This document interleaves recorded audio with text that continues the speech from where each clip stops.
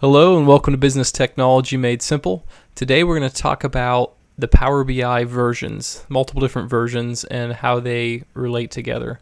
Welcome to Business Technology Made Simple, where we discuss current business technology trends, interview business professionals, and discuss ways that you can improve your business. Whether you work for a large enterprise or just starting your own business, I hope to provide you with valuable information that will help you grow as a business leader.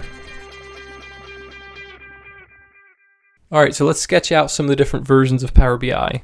In my previous videos, I've been using Power BI Desktop. So we'll put that up here. Power BI, we'll call this Desktop here.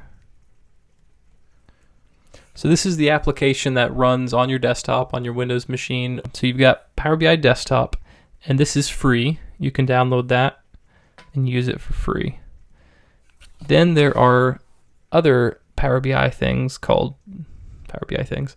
There are other versions of Power BI called I'm not going to say Power BI each time. We'll call this one Report Server. It's called Report Server. And then there's another one called Service. So Power BI Desktop is where you create the reports, where you do almost all the work. And then when you're completed with your report, you can publish it to one of these two locations. Power BI Service is in the cloud. That's a horrible cloud. Let me redo that. That's supposed to be a cloud. And then Power BI Report Server, we'll just call it on-premise. So there's some differences between these. Power BI Service is updated monthly. Report Server is updated quarterly.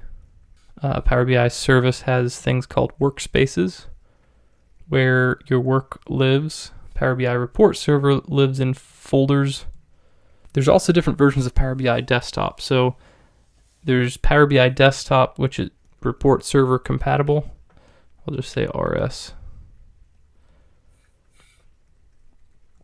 And then there's just regular desktop that goes to Power BI Service. There's also a Power BI app out here that's used just for displaying reports. So there's desktop and mobile app. Depending on the sensitivity of your data, how locked down it needs to be. This is a shared tenant in Power BI Service. Shared tenant. Whereas the report server is generally on your own server that you host. So there's some pros and cons to each of those.